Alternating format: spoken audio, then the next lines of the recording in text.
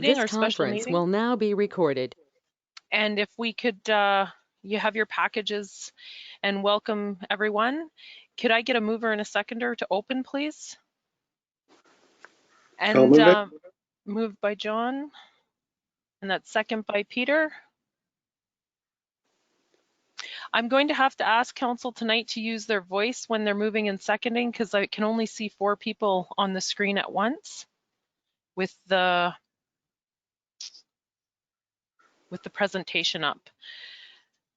Moved by John Paroff, second by Peter Kistemaker. Be it resolved that we do call this special meeting of council to order on Wednesday, May 27th, 2020 at 6 p.m. All in favor? Yes.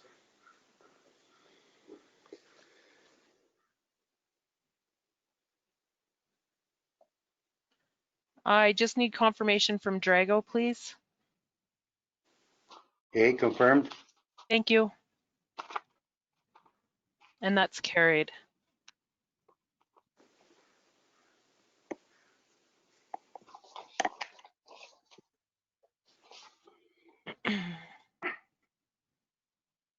And item 2 on our agenda, review and note of any changes to agenda and the approval of the agenda. If I could get a mover and a seconder, please. Stefanik, I'll move it. Okay, moved by Drago, Stefanik. Second by? John Paroff.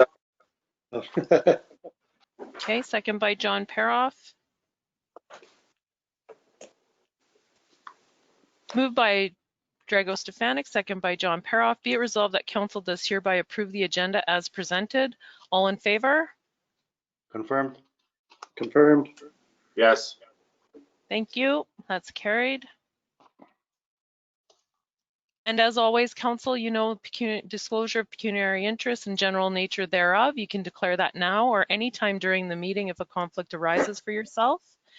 Number 5 is adoption of minutes. We don't have any of those tonight to pass. And number 6, so getting to our presentation, which I know all of council is excited to be moving forward on. And I want to welcome both Anne and Kramer. I want to see you, and I can't put you both on the screen at once here. So I want to welcome you to our council meeting virtual. It's sad that you can't both come to our community, and but one day, hopefully in the near future, you'll be able to travel here. So welcome, and I'll just let you take over for the presentation. Okay, thank you. Good evening, Your Worship, members of council and staff, and thank you very much for the introduction. It's a pleasure to be here remotely this evening to introduce the official plan and zoning bylaw process for the Township of Hornepayne. I'd like to start by introducing my colleague Kramer Grenke, Senior Business Consultant for Commerce Management Group. Hi, everyone. And my name is Anne Dorion, and I'm a planner for JL Richards and Associates, and I've been a planner for 9 years with a focus on rural and small northern communities. Our companies are both located in Timmins, and collectively we bring extensive land use planning experience around Northern Ontario. And for commerce management, recent experience with your township regarding the decision-making process for the NWMO nuclear repository. The presentation today will focus on a couple key items. So the first is the purpose of this review, provide you with an understanding of what an official plan and a zoning bylaw is, a brief overview of your existing plan, of your existing official plan, highlight what documents and legislation will be reviewed for policy inclusion into the new official plan, highlight certain municipal priorities, and outline the review process. There you go. So the purpose for this review is to gather public input regarding future development of the township, create a new plan to enable the township's vision for future development, create a new plan which conforms to provincial land use planning policies, and create a new comprehensive zoning bylaw to meet the changing nature of development in Hornpain, be technically sound, address emerging land use planning issues, and be user-friendly. So what is an official plan? An official plan is a document that establishes policies for how land should and will be used in the municipality. It is adopted by council and approved by the province, being the Ministry of Municipal Affairs and Housing, and deals with land use planning matters such as where new housing, businesses, and industries may be located, how development will be shaped, so density, infill, and affordability, when and in what order parts of your community should be developed and how it should grow, how matters of provincial interest will be protected, so we're talking about wetlands, floodplains, heritage, and community improvement initiatives and other implementation tools. So what is the zoning bylaw? It's a legal tool to regulate the use of land and buildings, the size of lots, and the character, location, and height of buildings and structures. It protects property owners from conflicting land use, shapes development in the township, and most importantly, implements the policies of the official plan.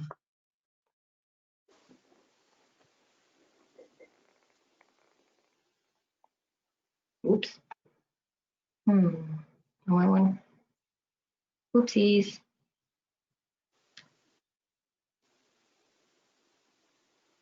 Sorry.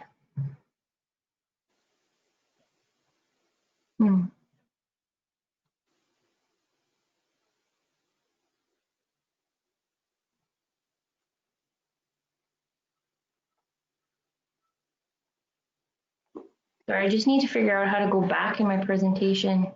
Use the Yeah, arrow. that's fine, and just take your time. Okay. Share something else, maybe? Use No. the arrow keys, Anne. Okay.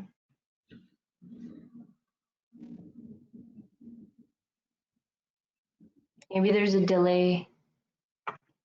Oh boy.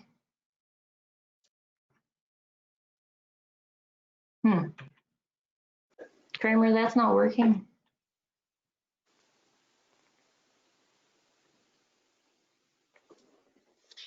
Oh, there we go.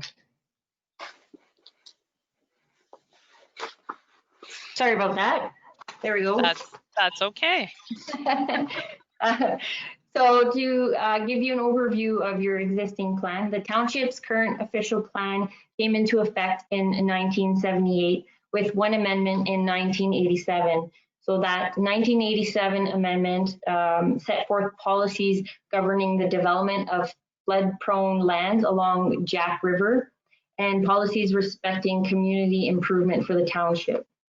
Based on the adoption date of the existing plan and the required changes that will be required, we think it best to not go through an update, but instead to go with a completely new official plan. What this allows is a update of the new official plan within 10 years as opposed to 5 years. The current plan is broken down into sections, into several sections. There's basis of the plan, general development, land use. Land use deals with permitted uses and development considerations for each type of land use designation. So right now there are 7 land use designations within the township. Maintenance and occupancy of residential and non-residential properties, implementation and administration.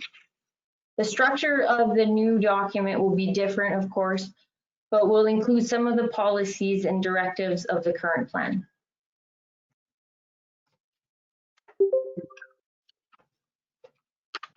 This review will update the policies and schedules of the official plan in keeping with provincial policy, changes in the Planning Act, and other current and ongoing municipal studies. For provincial policies, this includes the Provincial Policy Statement 2020. This is the base for all official plans, as it provides provincial intent for land use planning. So I'll touch a little bit more on this in the next slide. There's the Growth Plan for Northern Ontario 2011. This is the existing directive from the province for the north, and its focus is on economic development. We'll also examine other acts and existing township studies and documents such as your strategic plan, housing study, NWMO community profile, energy conservation and demand management plan, workforce development issues in Hornpain, and annual accessibility status report. The current official plan predates the development of the Provincial Policy Statement, or PPS for short, which, as previously mentioned, is the basis for all official plans in the province of Ontario. Section 3 of the Planning Act requires that decisions affecting planning matters shall be consistent with policy statements issued under the Act. The 2020 Provincial Policy Statement was issued under the authority of the Planning Act and came into effect on May 1st of this year and served to replace the previous 2014 version. The Provincial Policy Statement provides policy directions on matters of provincial interest related to land use planning and development. It also provides for appropriate development while protecting resources of provincial interest, public health and safety, and the quality of the natural environment. For example, some of the policy changes that have happened since the adoption of your existing official plan include affordable housing and second units, active transportation, targets for intensification and redevelopment, stormwater management, climate change, natural heritage systems and features, source protection area, and wildland fires.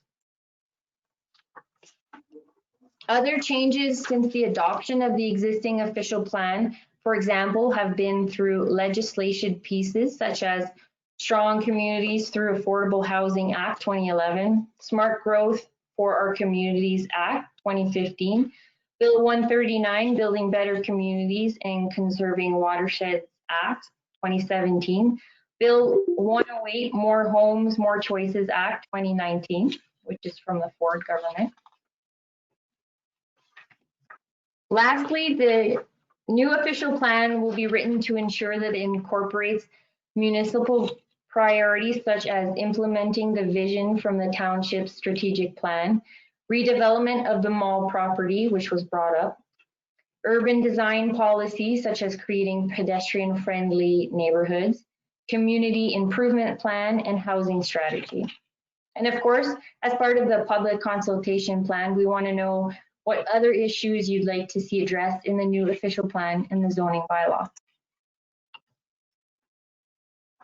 Our project schedule will operate in consultation with the public, elected officials, staff, the Ministry of Municipal Affairs and Housing through under the One Window Planning Service, partner ministries, and prescribed public bodies. So the first stage will form the background or basis for the official plan and zoning bylaw, which includes a kickoff meeting with staff. This was completed on April 24th. Background review, public consultation. So we have the special meeting of council, stakeholder sessions, visioning session, and pre-consultation with the approval authority. So for the background section, so stage 1, we have a timeline from April to July of this year. For the second stage, we want to complete, the second stage is the completion of a discussion paper regarding the outcome of the consultation process and a policy direction and recommendation report. And we have a timeline of July to October of this year. Third stage is the actual drafting of the official plan and zoning bylaw documents and the schedules. And within that, there will be a public consultation piece, and it will be an open house. I'll discuss that in the next slide a little bit more. The fourth stage is the finalization of the document and adoption by council. The adopted plan must then be submitted to the Ministry of Municipal Affairs and Housing for final approval.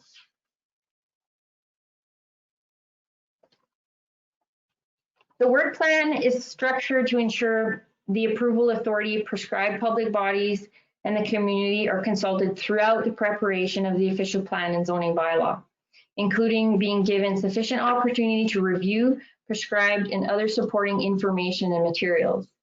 We've developed a public consultation plan that will encourage participation throughout the process. The Unfortunately, the consultation plan has changed from what was originally proposed due to COVID-19 and the emergency order. Although group gatherings cannot currently proceed, there are 5 major opportunities for participation that for the time being will proceed virtually. Should the order be lifted during the process, we propose that we discuss the options of reverting back to in-person meeting. The first opportunity, is tonight's special meeting of council, which is to kick off the project and provide input. The second opportunity are 2 stakeholder sessions scheduled for June 13th that will proceed virtually via Zoom. The format for these sessions is directed questions and answers, followed by an open discussion of topics such as natural features and functions, development, and infrastructure. The third opportunity is the visioning session scheduled for June 23rd. This session is open to all and is to confirm and establish community vision and land use goal and principles to guide policy development. So that format is a brief virtual presentation and then a group discussion. The fourth opportunity is the open house in the fall. The intended outcome is to give the public an opportunity to review and ask questions about the background information and draft documents and schedules. So all the drafts will be available at that meeting. Lastly, there will be the statutory public meeting in the spring, which will give the public an opportunity to make representation in respect of the current proposed documents. The format is a brief presentation followed by council and public questions or inputs and adoption of the documents.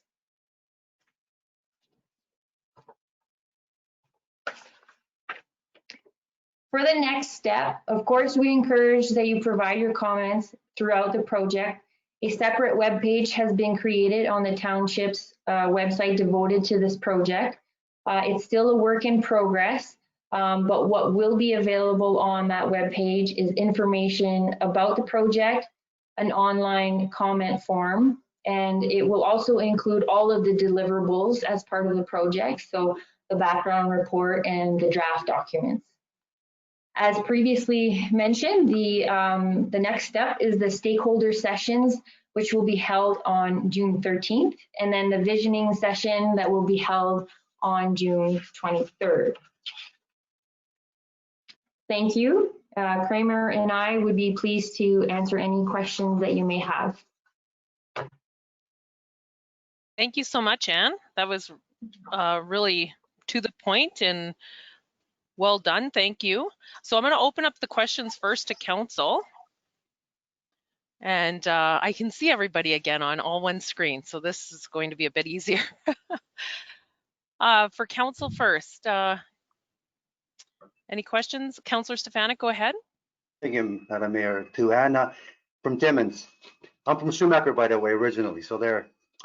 On the review process, you don't have the pages number, so it's underneath the stage 4. It says April to May 2020, the council adopted official plan been submitted. You mean 2021? Through you, your worship. Yes, sorry, that's a typo. That should be 2021. Thank you. Thank you. And my supplementary question is on page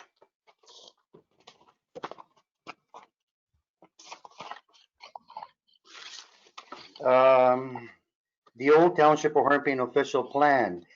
Do we have to revisit and study the floodplains in our community and to see it's a 100-year plan or 150? I mean, it's going to be a 10-year plan, you tell me. So wouldn't it be also wise to look at that issue? I'm talking about Riverside area. That's for Anne. Go ahead, Anne. Through you, your worship. Yep. I don't believe it's necessary to do a floodplain study. There will be mapping provided by the ministry. So should there be a concern, it would likely come up in the mapping provided by the ministry. Thank you. Okay, thank you, Councillor Stefanik. Any other questions from council at this time?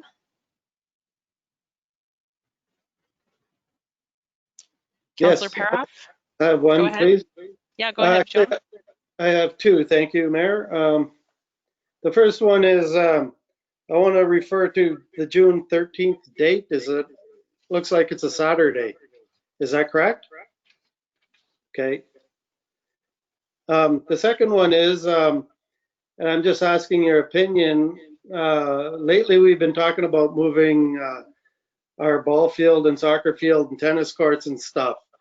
Is that, should that, or could it be included in here somewhere?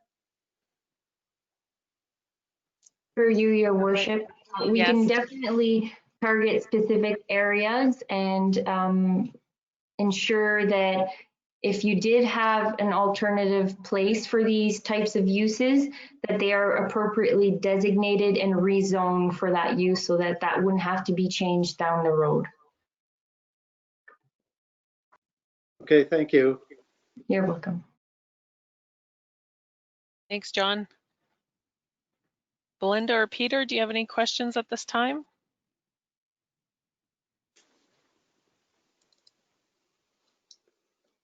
No, I don't have Belinda? any questions. I'm just anxious to get started.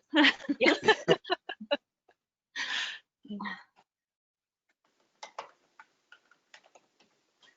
Okay, so I'm just going to follow our agenda. Did Gail, did you have any questions or anything that you wanted to say at this time? No, I'm good, thank you. Okay. Okay, so we'll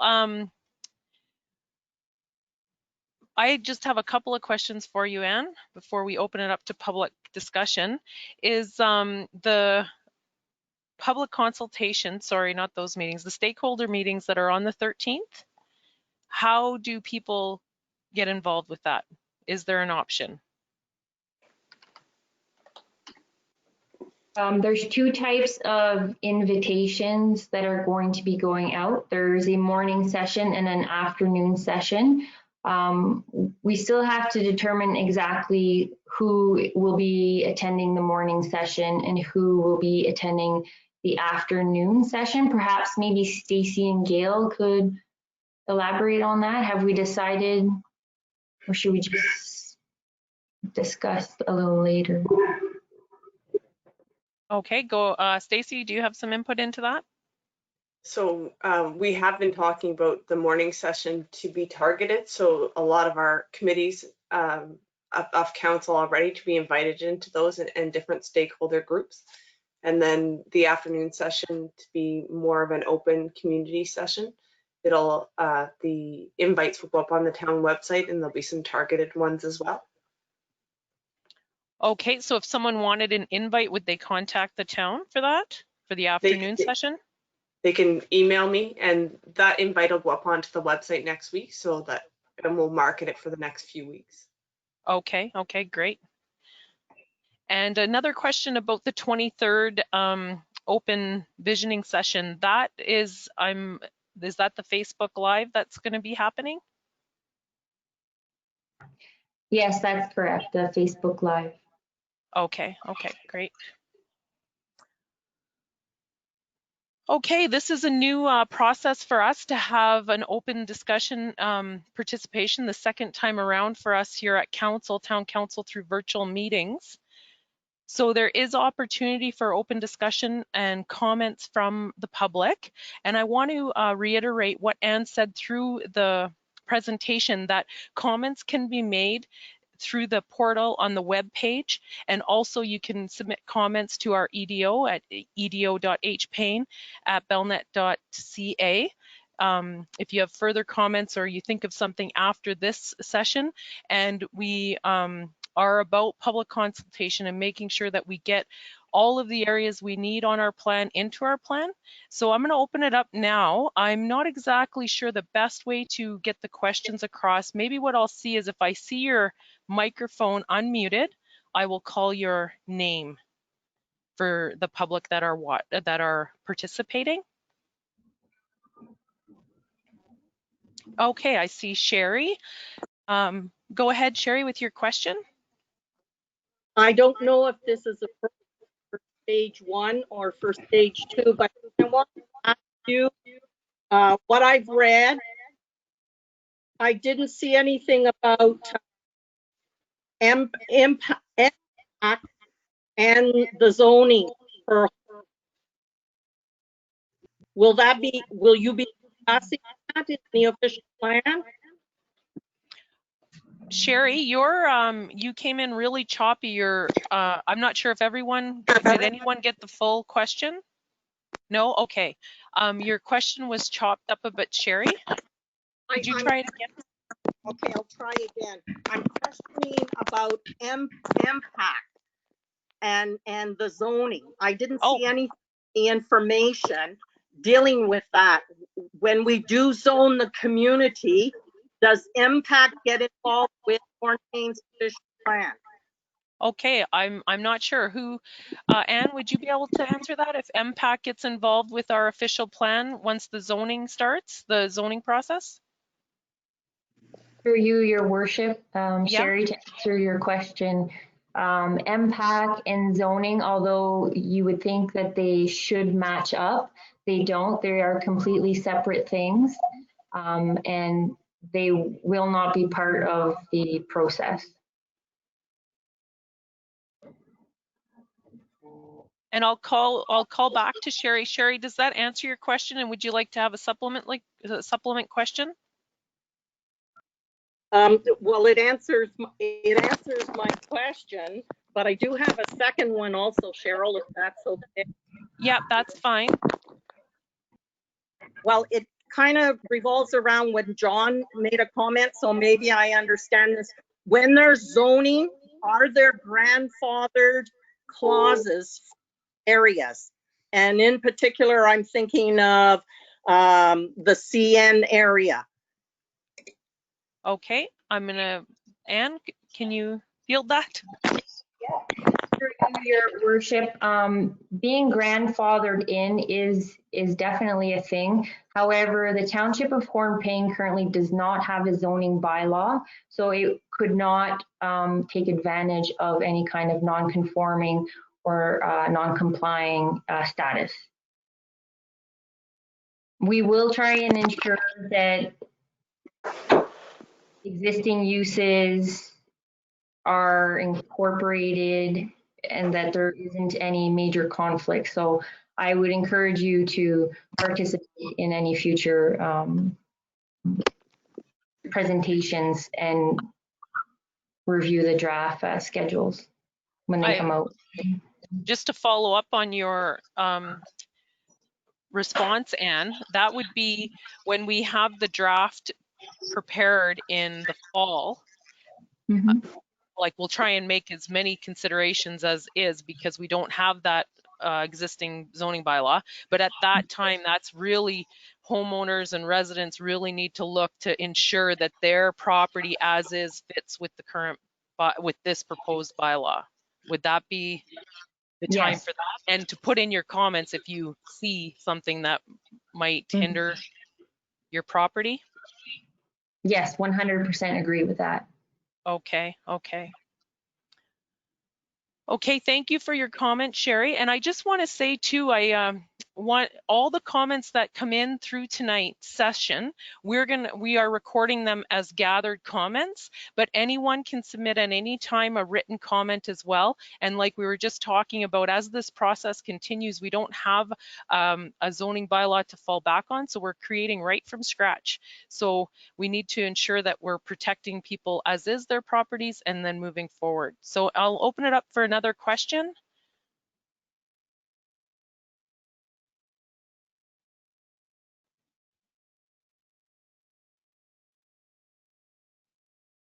Cheryl, I just typed one. Yes.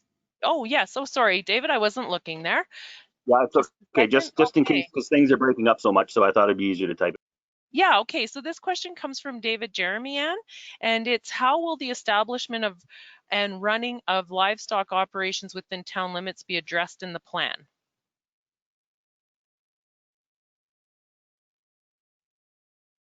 Through you, your worship, that is an excellent question. There are guidelines, provincial guidelines, when it comes to agricultural facilities next to residential areas. There are setbacks.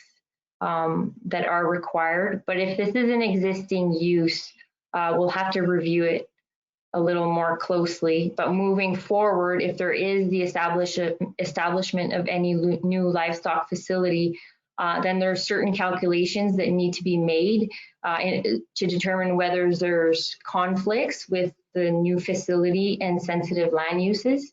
And that calculation, there's a whole program for it, but it's based on what type of livestock you have, the size of your livestock facility.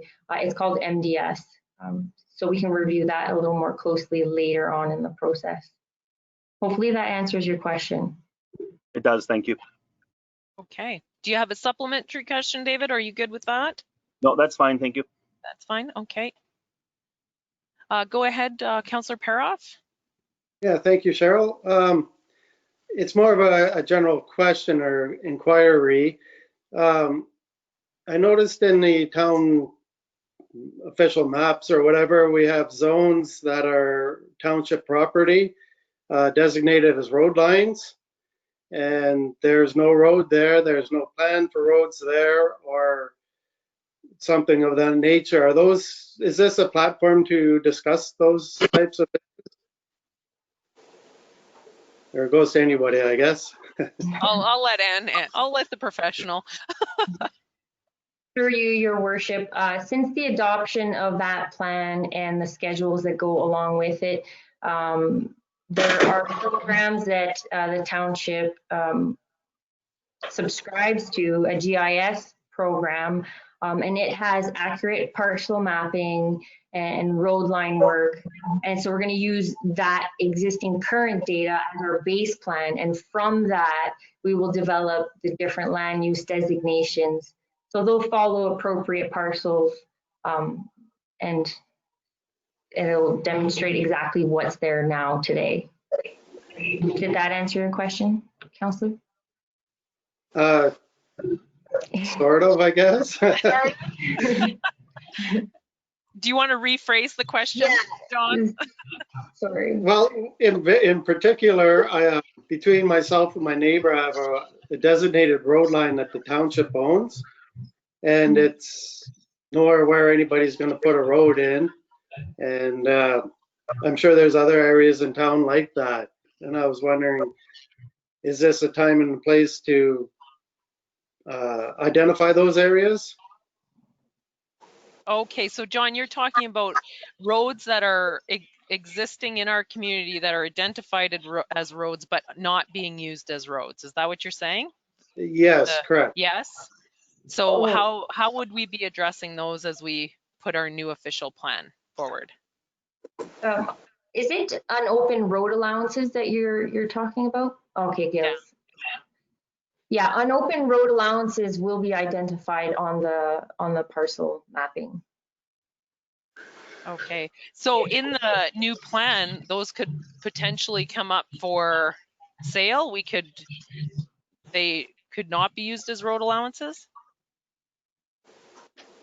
I believe they would remain as road allowances should the township wish to buy or to sell this piece of property. It would have to go through the normal process of closing the road allowance and the disposition of land and going through those steps in order to sell off the road allowance. Okay. Thank you. Go ahead, Councillor Kistemaker. Peter? Thank you. Two questions, Anne. Number one, you mentioned earlier about potential issues coming down the road once we get the zoning plan in place. We have no zoning bylaws to enforce them. Are these something that you suggest that we have prepared and in place before the actual plan is done? And also number two, kind of piggybacking off of what Councillor Paroff said, you have, if there's instances in Hornepayne where people have bought properties that basically surround, like vacant properties that surround road allowances, would that be easier to take over that road allowance, or with that road allowance, if it runs, say, between 6 properties that one person owns, will it always remain is it a law that it has to remain a road allowance? Through you, Your Worship, to answer your last question, those unopened road allowances, although I haven't taken a look at them, I do have a program that can identify who owns these pieces of property. I suspect they are all municipally owned. So I'm not quite sure of the question, really. It was just, it's like I'm talking to my neighbor when I bought my home, for instance, over 20 years ago. There was when the road allowances were being put through there, it was actually owned by the property owners at one time, and then it was deemed to be road allowance once everybody got on board and they switched to road allowance. But as time has gone on and there's been more and more vacant properties come up along these road allowances, people have been buying them out. And I've heard that question of, there's only about 2 or 3 spots in town for this example, but there may be, like, say, 4 or 5 properties that were purchased that followed this whole road allowance on both sides. So the only place, it was originally the landowners that had it, and back in the 60s and early 70s, it got switched over to a road allowance. Right. We should probably review this a little more closely on how the township wants to deal with unopened road allowances, under what circumstances you would want to dispose of them. I know that historically they were created for future roads, so we'd have to take a look to see if closing up these road allowances would hinder any future road being installed. Okay. And from my first question. Oh, sorry. Go ahead, Peter. Go ahead. And my first question, Ann, was not having any zoning bylaws. Should we have those in place before the official plan is actually done, so that we can actually enforce what the plan is saying? We're going to be doing this concurrently, so at the same time. You can't really do the zoning before the official plan, because the zoning implements policies from the official plan. So technically it should be the official plan and then the zoning, but we'll do it simultaneously so that you have both documents more or less next spring. Okay, thank you. Okay. John, did you have another question? Councillor Peroff, go ahead. Yeah, it's just a discussion that Peter had about the property boundaries. I do know that in the GIS system, and they do have the boundaries here in the GIS, but they don't really correspond a whole lot to the actual satellite images. In some cases, they're off, which is understandable because they were done way back when. And it's those areas there, I guess, in the process, can it be somehow identified so we can manage that properly? Like, I understand there's a kind of a different process if it's township property and it's where those lines actually are, but we need to know where they are. So is that a different process, do you think, or should that be adopted in this somehow? Like, correct the mapping. Anne, are you able to take that? Oh, Gail, sorry, go ahead. I'm thinking that would be more land surveys. Okay. And not, but I'm just to get back to the road allowances for a minute. I was wondering if the question that you were both trying to articulate was, is it possible to change the existing road allowances or to make new ones during this process? If the township wants that. Thank you, Gail. That's a clear question. I like that. Through you, Your Worship, that is an excellent question. Unfortunately, I do not have the answer to that. So I'll make sure to find that out for you. Thank you, Anne. I did see that Sherry's mic was off. Sherry, did you have another question? This one for councillors. I want to ask you about properties that are within the township which are owned by the M&R that the township has shown interest in. For example, Cheryl, at the public meeting when you said maybe the hotel up by the old forestry. Yeah. So should town council be dealing with the M&R properties before zoning? Or do you just deal with it with the M&R as taxpayers when you want to do the dealings?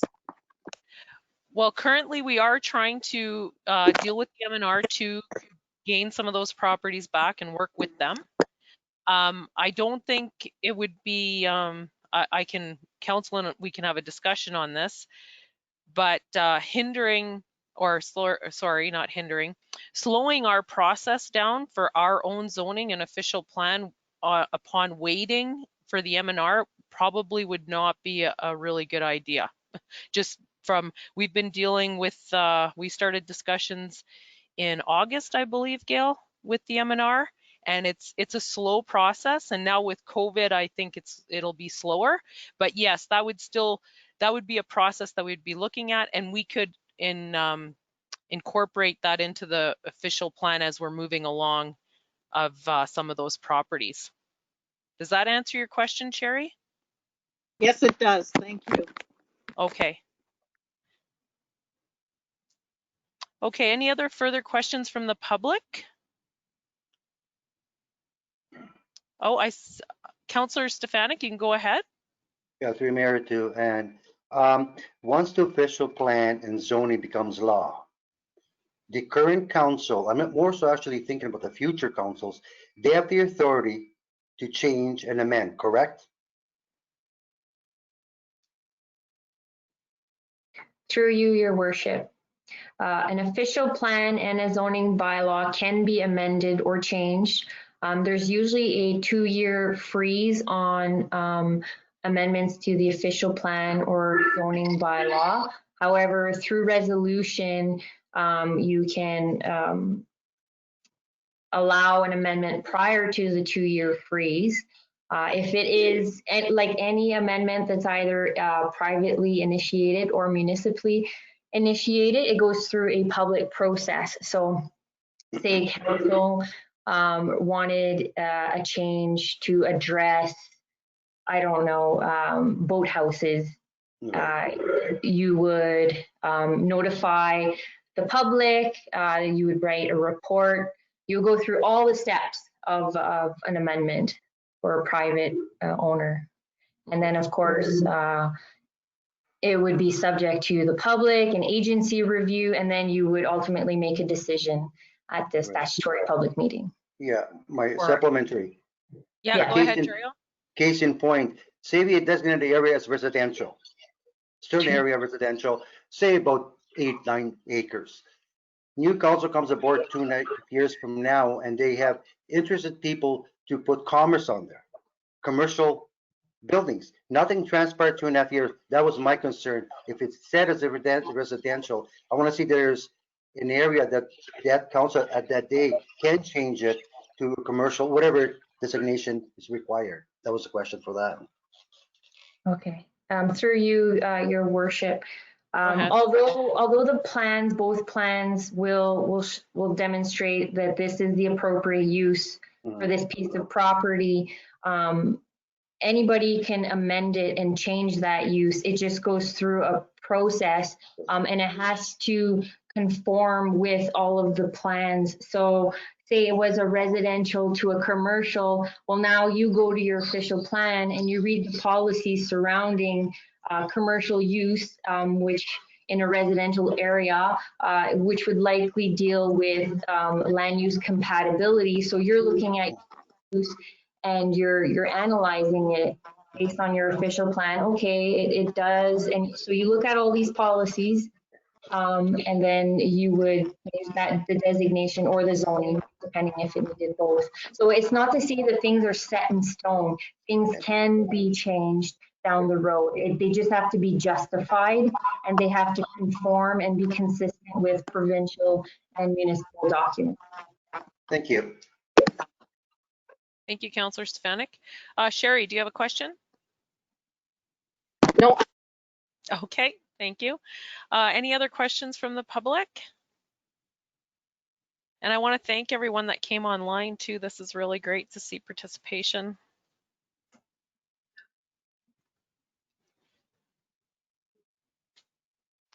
Okay, I don't see any further questions there right now.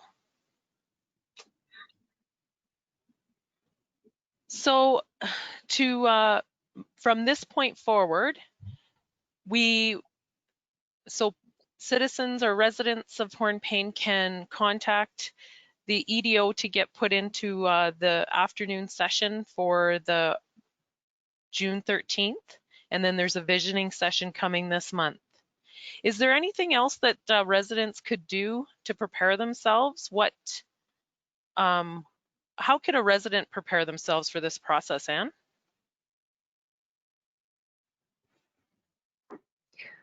I would suggest through your worship, I would suggest that they periodically review the township website for more information and any updates. And of course, if anybody has any questions, they can contact Stacy or myself, and we can answer questions as we move along. But at the different stages of the public consultation, there will be presentations to again reiterate what we're doing, where we are in the process now, so that everybody understands what's going on. Okay, thank you for that. Gail, do you have a question? I just had a comment to add to Anne, that I'm not sure if it's up on the website yet, but one of the things that will be up on the website are a selection of citizens guides with regard to official planning, zoning bylaw, severances, and things like that, that people may find helpful as well. So they'll be up. If they're not up yet, they'll be up in the next couple of days. Yep, they're all up. I was looking at them today. Okay. Well, I'm going to call out for one more time for public question period. And I'm not sure, Kramer, did you want to speak to anything at this time? Not at this point. I've taken about 2 or 3 pages of notes, so I got some good feedback from this. That's essentially 100% what I'm here for. Is I got some good feedback, so that's great. It's very much a great start. Okay. So one last call for questions to the public, or I will be moving the meeting on. Okay, I don't see any, so I'm going to thank our presenters for presenting tonight and doing this virtually for us and moving us along, and we're all excited to see. And I love the question about where you want to see your community in 20 years. Yeah, I wish someone could take a snapshot of what I have in my mind so everyone could see it. But I put that out to all our residents. What do you want to see? And let's get it on paper. So thank you so much, Anne and Kramer, and have a great evening. Thank you. Thank you. Thank you. Okay, we're moving on to Council 7, Council discussion, and we're discussing 180 Front Street. And we don't really have a format for this. We had talked about at one of our meetings that we wanted to have a discussion of this property and decide what we're going to do with it moving forward and what would be the most feasible way. Did either Gail or Stacy want to have opening remarks for this?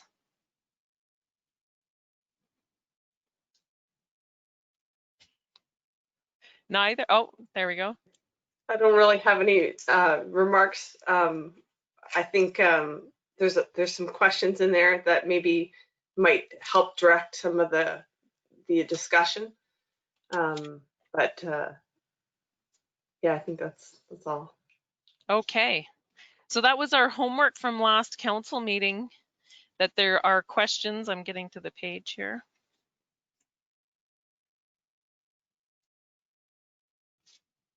Oh.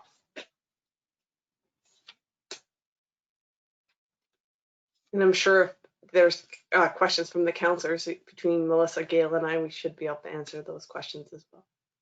Okay, so I'm going to open up the floor to council for questions. And we'll get this discussion started. Go ahead, Peter, Councillor Kistemaker. Thank you, Madam Mayor. Stacy, there's conflicting numbers, and I'm sure they're not conflicting. They're just I may not be reading them right. There's one place where Investment per active paid memberships for the gym, the weightlifting room. I got a figure of $7,142.86. But then going forward on the separate spreadsheet with the questions, it shows revenues minus expenses.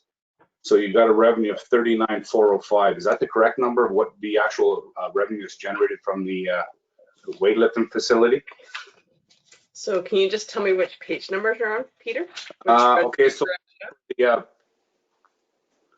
the original cost per capita breakdown, it demonstrates paid membership gym was $7,142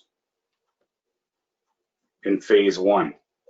And then, so we're just going over to the next one. It would be page 1 of the summary for 180 Front Street report. And then the second page has the questions. And then it just shows under revenues, gym annual, it says fitness facility revenues versus expenses. And so revenues minus expenses, and it shows a revenue of 39,405. Would that be for the 2 years? Would that be correct?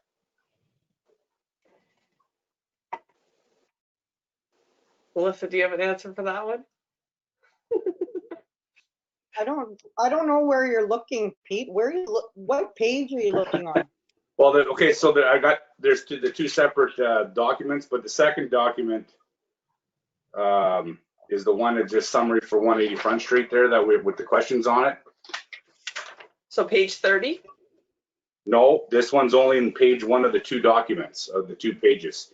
It has the questions. It was a separate thing that Stacy sent out. It just has the questions. It was basically the same questions that you were in the 30-page document. Oh, that's Okay, the summary from the meeting before we got the report. That's the summary report. Yeah. So what's the actual revenue for the gym, Stacy? So the full document, the 30-page document, those numbers, we went through all the budget lines, and so those are the accurate ones. Okay. Okay. So where would we find the revenue for the gym? I And see which page? Page 7. Page under 7. phase 1. If I don't know, it says 28 paid memberships, investment per active paid membership, and it comes up with $7,142. Okay. And that was current? These are current figures, right? From the end of April or March? I think it was March. Melissa? I need to pull this up. I'm just going to pull this up on my screen. Just give me a second. So the Okay. 71, she's saying that the $200,000 that's approximate for phase 1, that's how much it would be per capita for each 28 members. Would be $7,042. Yeah. Oh, okay, so you're breaking it down by 20 men. Okay, I see. Yeah. So, okay, here's the better question, and maybe Melissa, you can answer it for me. How much is it for a monthly membership or annual? How much just so I can figure it out real quick? It's $70 for 3 months. Or 70 for 3 months. 70 times. No, it's more than that. Students. Oh, I'm gonna have to look it up. Give me a sec. Yeah.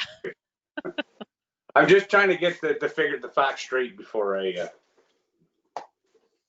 Okay. Do we have any further questions while we're looking that up from other councillors?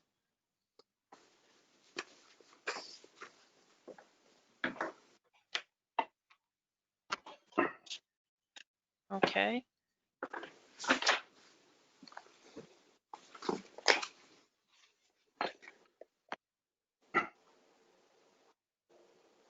So just going back to the questions for mayor and council, the one question was, what is the operating budget for 2020 and 2021?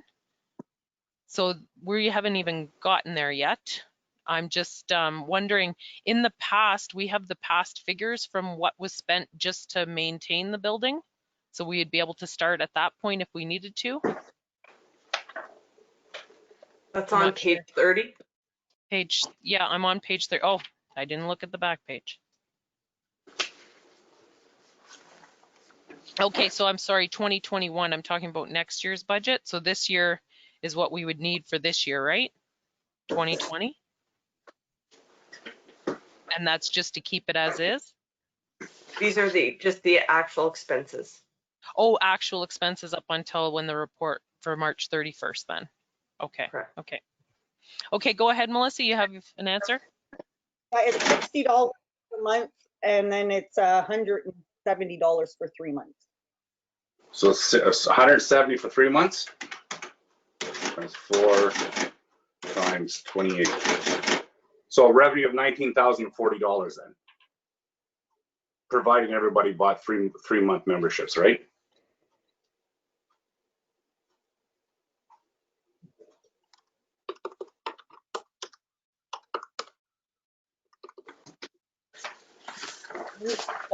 Times 28.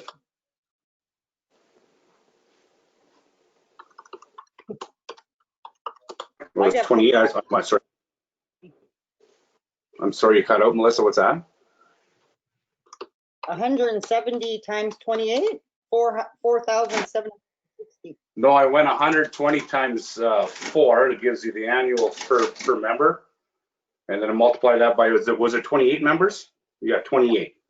Oh, he did an annual, so it's Yeah, I'm just for expenses of what or for revenue bringing in. That's all. I just want to get my number. So I got 13,440. So if you look on page 8, Peter, there's actual revenues for the facility in 2018. So in 2018, we brought in a total revenues of $18,766. Okay, so there's more than 28. Okay, that was, what year was that? 2018. 18. Okay. And just so you know, if you buy an annual membership, there's a savings. I No. don't remember what it is right off the top, but I believe it's 2 months. I don't want to bog it down. I'm sorry. I was just trying to get the revenues going forward with the immediate proposals for the one site on 180 Northern. Yeah. Or sorry, the old Northern store.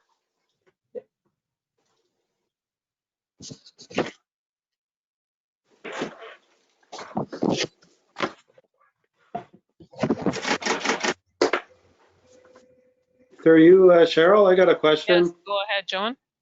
I'd like to know, we're talking about 184 Front Street or 180 Front Street. Are we talking just the Northern store, or what about the LCBO in the same place? Is that a different address? This is just the Northern store. Okay, so what are we going to do with the LCBO though? That will have to be a different discussion. Tonight, we're just doing the 180 Front Street. So we'll need to put that on a council agenda. Well, to me, I think both of those should be discussed at the same time. The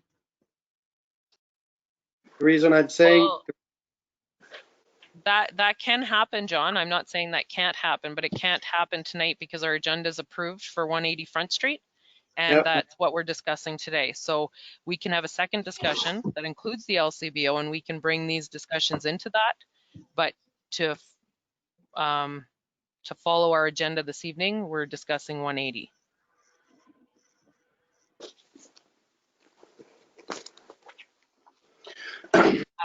Did you have a further question? Sorry. no, thanks. No, that's good. Thank you. Okay. Peter, I saw your hand. Did you have a question or a comment? Oh, I'm sorry, Madam Mayor. It was my screen froze, and I think that came up a little after the conversation already went by. Okay. Okay. It's all okay. So in our questions at the back, it's talking about the PB architect plans that were created for that space.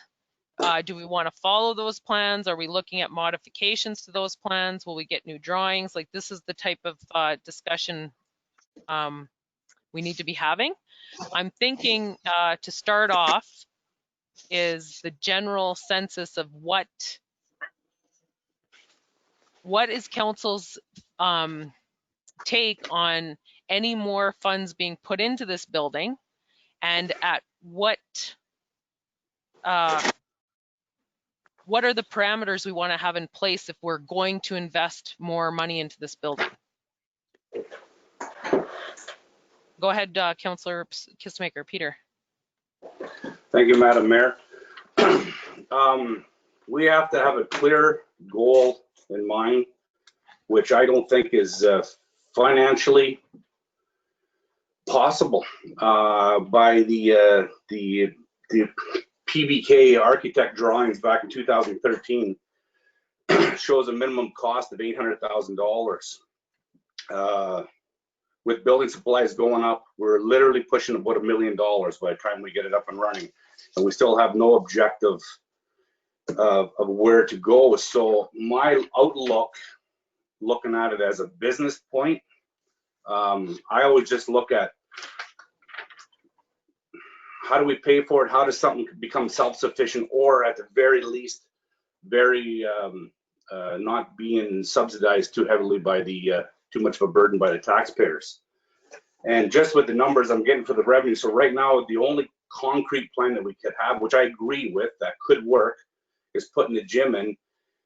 And let's just say, even if the revenue went up to $30,000 a year, if we were able to attract more memberships, that still doesn't even pay for the upkeep, historically speaking. So we lost the NWMO, which was a great source of revenue coming into the town. People are on edge. It's tough times right now. We were elected to represent the taxpayers as a whole. And I think if we put it out there what the actual numbers were, I'm not talking about anything that was going in the past. I'm just talking about going forward now, Madam Mayor. Going forward, I can't see it being sustainable. And my opinion, I'm not a CPA or anything like that, but my opinion is unless someone can show me in writing where we got a guaranteed end result, a light at the end of the tunnel, we are going to be spending crazy amounts of a very finite resource that we got in the form of revenue from taxes, and we are already taxed highly. I don't know how we can make this work. Okay. Go ahead, Belinda. My take on this is the numbers that we were given and what I've seen and what we had to spend. I can't see it happening. I can't see us using that building right now. We don't have any income for this building. Even if we were to put in the gym and all that there, it doesn't show like that it is going to work. And you really would have to get your membership up high. And going forward, I think the weightlifters themselves, if they had taken care of, if they're able to get this program going, they would get it active a lot faster than what we can do. I don't know.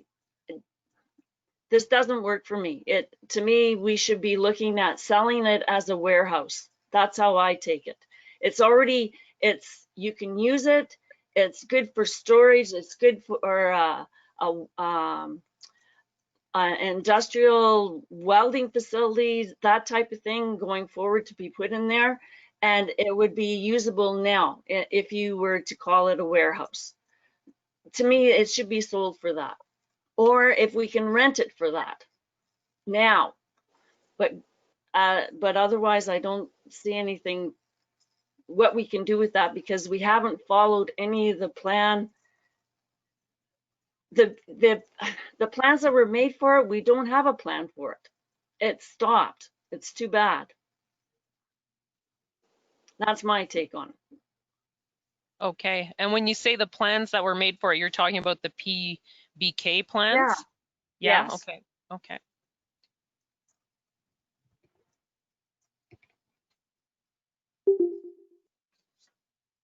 Okay, are there any further comments on those topics that we've been discussing right there? I am, Cheryl. Yes, go ahead, Councillor Stefanik. Yeah, through you, Mayor, to rest of my colleagues. I'll give you a little history on the municipal office. I'll give you some raw data as far as the accessibility and Ontario's Disability Act, which will come in force in 2025. That means our municipal office will have to have an elevator, ramps, tactile walls, and this will be enforced strictly in 2025. Can you imagine where can you put an elevator to get into municipal right now chambers? Impossible. We could put an elevator to the library from the outside. Think about the cost that we have to renovate. And I'm telling you, it's the law. I double checked actually today, 3 different sources. 2025 January, fully 100 accessible people, wheelchairs, walkers, challenged with their sight, blind people. I'm telling you. So we have a moment now to discuss it, possibly put some reserves in, use NWO money as well for it, because council that day, they'll have no choice. They're going to have to build a new building. It'll be too costly. It's 1967. That's what, 43 years old building. The wiring, the insulation. I mean, think about the larger picture. And I did. Again, good report by Stacy and the team.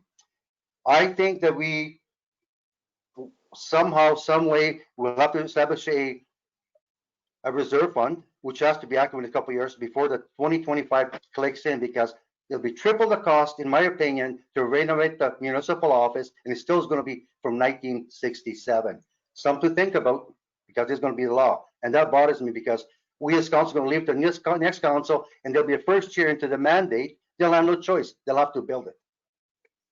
And if you leave that facility for next 4 years, 3.5, 4, it's going to happen just like it happened the rest of the Hallmark facility. Might as well bulldoze it down. So yeah, it's costly in the first blush, but it's not costly in the long run, which will be if you leave it alone and you leave the municipal office alone. When the gun to your head, you have to renovate it, upgrade it, be a major problem. Thank you. So, Councillor Stefanik, you're proposing that our municipal offices go in there with the fitness facility? Is that 100%? Okay. That is correct. Okay. And I mean, I'm not saying tomorrow. We got to do it sooner or later, because we talked about this now for 7.5, 8 years. We're just going back and forth. We got to make the decision before the decision is made by the province of Ontario for our council, which would possibly not us. It'll be new council. They'll be actually, it'll be a challenge. Okay. You have further comment on that?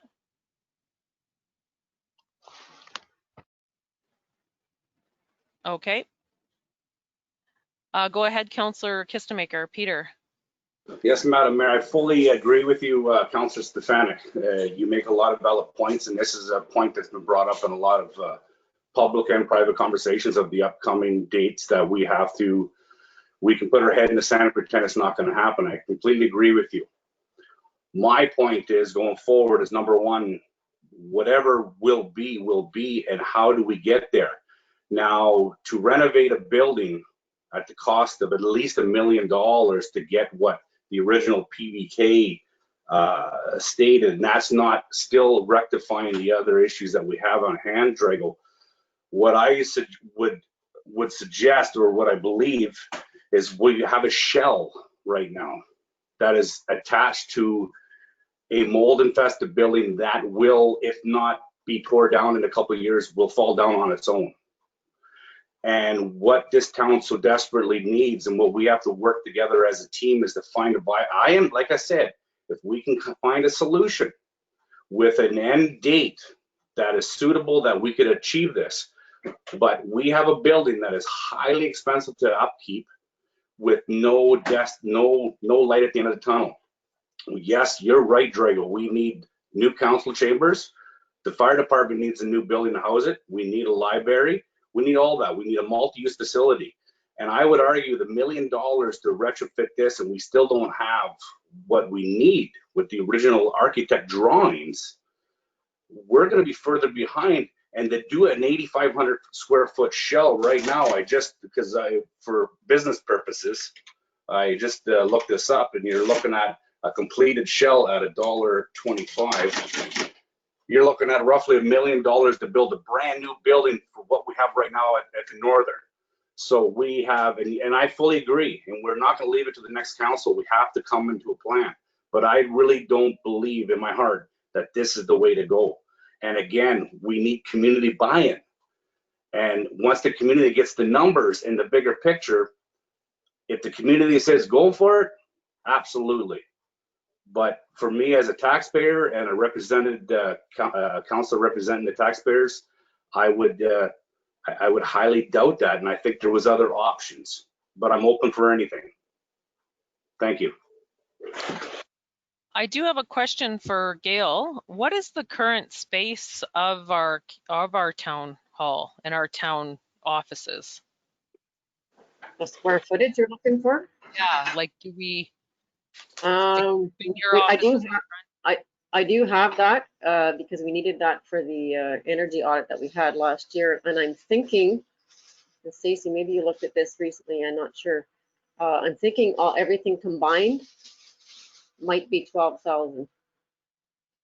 Or maybe that was the new one we were going to do. I can't remember. I was going to say, though, I'd have to check that for you, but I was going to say, just for everybody to keep in mind, that we do have an application out right now for an addition onto the arena to include a library, fitness center, and some other additions, a senior center, and some other additions to the current structure as well, and some renovations.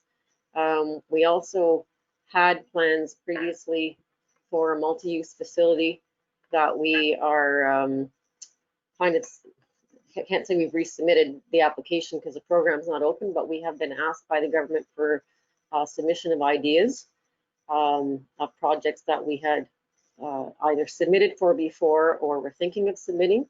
So those are kind of all up in the air right now. So you know, you were talking about a new build, Peter, so there may be an option for that, or if we get the funding for the arena renovation, that would take care of some of our issues as well. So just to remind people of that, and I can get you that square footage, but I don't have it right with me. Do we have any timeline on when that program, that the culture and recreation grant and funds that we went for, when we're going to hear about that? I haven't heard a timeline. I have heard that the government's trying to push all those infrastructure applications along. So I'm anticipating that won't be. I'm anticipating it won't be that long. Okay, Belinda, you had a question or a comment? Yeah, when it comes to how we should be looking at things, and Drago, I agree with you. Peter, I understand everything that you're saying. The thing is we have to make a decision on what we're going to do at the moment. When we're talking about a multi-use facility and how the arena is very important to our community, I would rather see us direct our decisions towards that arena, because it is the hub of the community. And I don't know, I'm willing to listen to suggestions and all that, but I do think we should be looking at fixing that up to go, and maybe with everything up there in one unit, and that goes with our service review plan too. So I don't know, just comment. Thank you, Belinda. I'm wondering too, Gail, just for council's consideration, the arena project doesn't include our township offices, correct? No. Okay. It doesn't, but there's other programs. There are other programs out there, or they're anticipating there's going to be. The multi-use facility that we had looked at was with the municipal GHG program, and it was canceled before the application deadline. So that's the program that they actually sent an email out last week looking for people to submit ideas. So we could conceivably have two programs going at the same time and still build on that same property. Okay, but that's not part of council's strategic plan right now to build a new facility, correct? Maybe not specifically, no. It has been talked about lots in the last few years. And I do think it's going to become an issue, like Draco said, with the accessibility as well. So. Okay. Go ahead, Councillor Kissemaker. Peter. I'm frozen. Oh, you good? Oh. Yeah, go ahead, Peter. Yeah, going back to what I was saying earlier, Madam Mayor, was no matter how we look at it, we got to ask ourselves, if we spend all the money to actually get to where we need to be with this building being a multi-use facility, for the price and the money that we're going to put into it, could we incorporate even the fire department into it? And you're retrofitting. It's a building that was designed to be exactly what it was built for, was for the northern outlet. And going forward, we have 8,200 square feet. That is an absolute shame if we had to get rid of it. But again, it was initially designed for something that we would actually spend extra money to retrofit. Councillor Stefanik alluded to earlier about the building, I believe you said, was it 1967 you said it was built, Drago? Yeah. Yes, he's agreeing, yes. So, and like Drago said, which that's building 101, and I fully agree with him, to retrofit an older building like such as ours is not feasible, nor does it make sense. Going forward with that same sediment going toward for 180 Front Street, we have a building that was not designed for what we intend to do with it. And I'm talking long-term sustainability, or again, day-to-day operational costs. So we have ceilings, we have the initial architecture of that building that was put up, I believe in 81 or 82, whenever it was not designed for what we're looking at doing.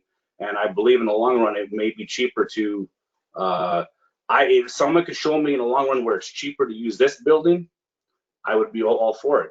But I would have to see that, and I can't see that being possible. And if that took 3-4 more years to come up with that, we're another 120, 130,000 further behind, and we haven't gotten any further ahead with our end, the objective that we're trying to reach. Thank you. Thank you, Peter. So I put this question out to you, Council. If we were to do nothing with this building, where is the gym going?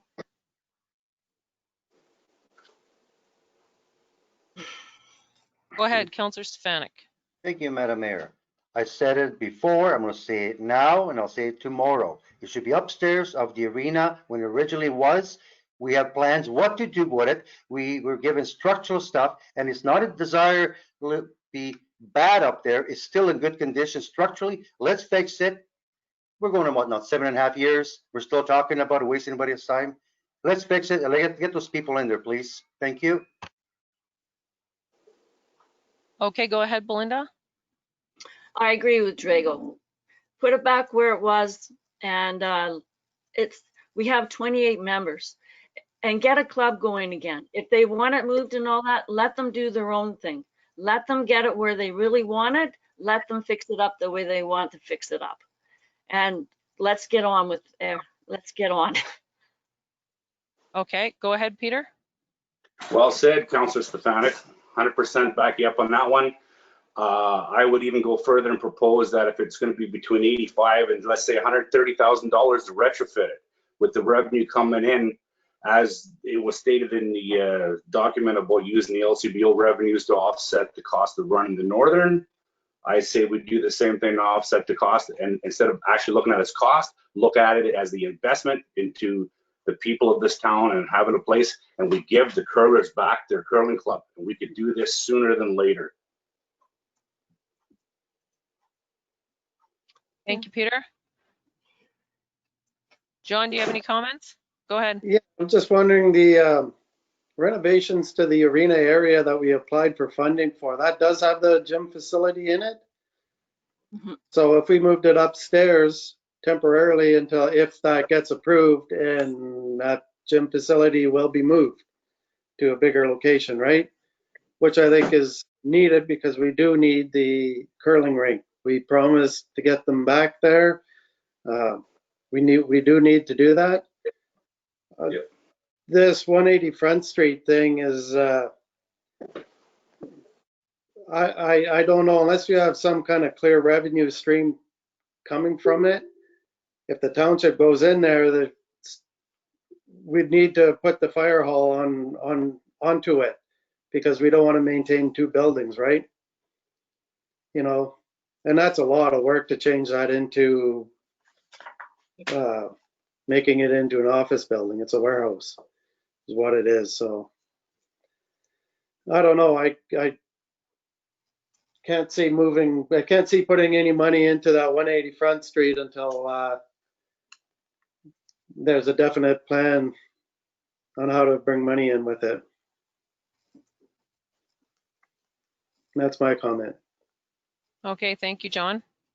So if we were to move the weight room into the facility that it was used to be in years ago at the arena, is there enough space for the equipment? Does any of the staff know that answer? At the gym meeting that we had at the arena, a lot of us were there. The active member said there was enough space up there. Okay. Okay, go ahead, Peter. You're muted. Yes, Madam Mayor. I think, Drago, you may be able to back or confirm this. I'm just going rough estimates. If the rink is roughly 100 feet wide or 80 feet wide, that must be, I was thinking that room would have to be a minimum 80 feet by 6. You're looking at about 1,600 square feet. That's pretty close to what the, pretty comparable square footage wise is what we have right now with the use of the curling lobby. Would I be in the neighborhood of that being correct? Yeah, through the mayor to you, Pete. Yeah, that's correct. You know, you don't get more than 10 to 12, 14 people there maximum. I've been there many times. So we can't have a Taj Mahal, but we have something decent. And I think that place is decent. And yes, we can move it further once, through you, mayor, once it's being all renovated, we get new building structure for actual weight training. But we got to act on that, guys. We have to. So, Drago, when you did your research today on the accessibility, so that weight room would need to be accessible by 2025 as well then? 100% correct. Okay. Well, we discussed before, I looked at it, I brought to council about 6 months ago. They could have a wheelchair lift where the actual stairs are there. That would be compatible. Or if you want to go to Taj Mahal, you put an elevator right there. Yeah. There's ways of doing it. Okay, go ahead, Stacy. So in the ISEP grant we have for the arena, we do have a lift for that area in the plans. So it's already in there. So in the plans for the ISEP for the arena, we made it fully accessible. So the lift would be, if we get that grant, there would be a lift to the second level. So hopefully we hear about this grant sooner than later. Okay, so 180 Front Street, there seems to be a consensus among council that moving the weight room as soon as possible into the old facility where it was once that is established. So we're going to have to create a budget for that for our 2020 budget talks. And is that the consensus from council for moving forward? Concur. Concur, John? Okay, so we'll probably need a resolution for that coming up at a upcoming meeting. Now back to 180 Front Street. That was a good discussion because we had always talked about putting the fitness facility in there. But of course, that was before this cultural and recreation grant opened up last year. So now for 180 Front Street. So I think we're all under consensus here that we don't want to spend any more money on this building, but we do want it to generate money. Either we want to sell it or we want it to get it to a place where we can promote it for sale or something of that sort. Do we have any ideas in that realm? Go ahead, Peter.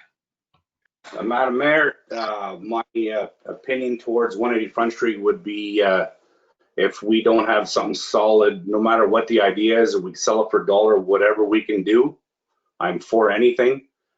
But if it's going to be at the expense of another, what their documents show what it costs to run that over the winter and still have nothing at the end of it, I'm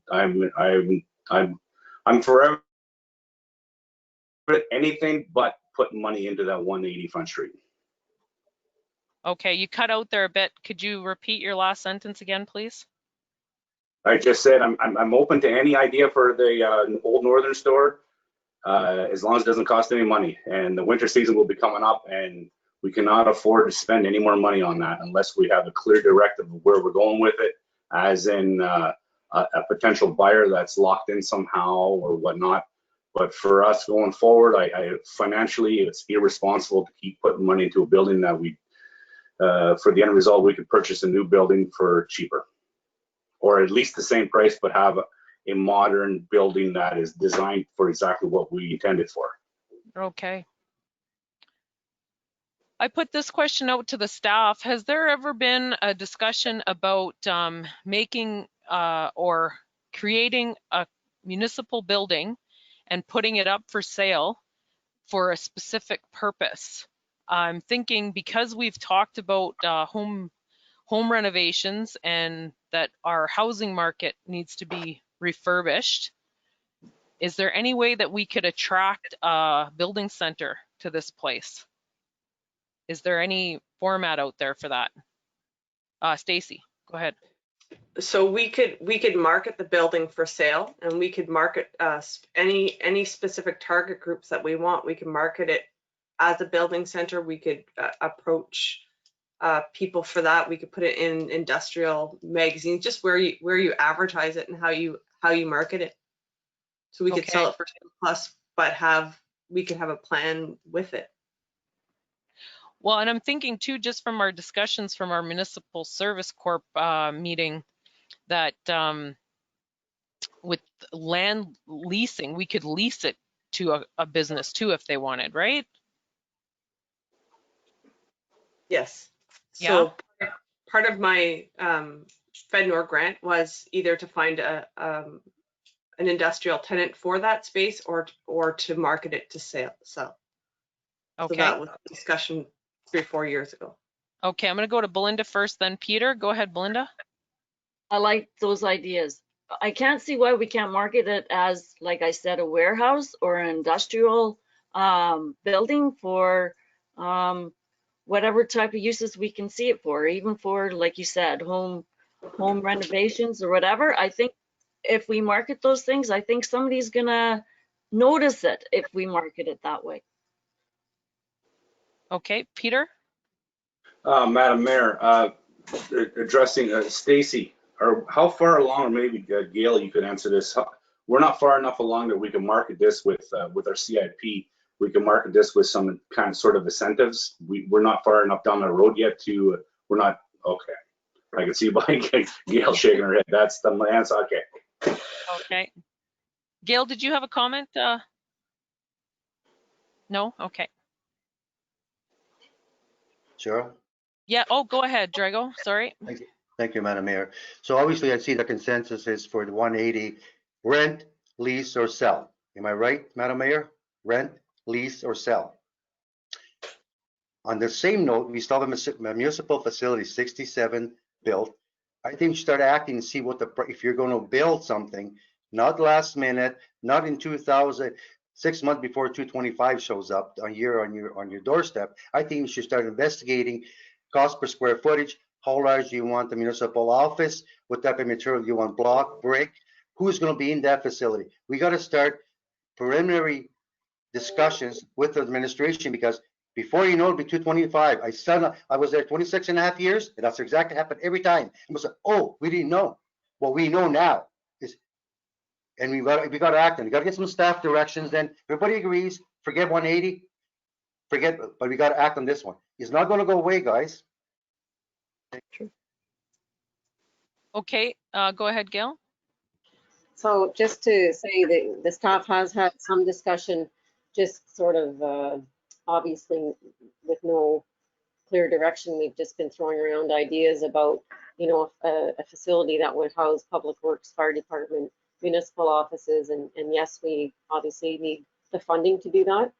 But this is where this multi-use facility, if the idea is being regenerated, some of those things weren't included in our original plan, which wasn't complete, obviously, because the funding program shut down before we had time to apply.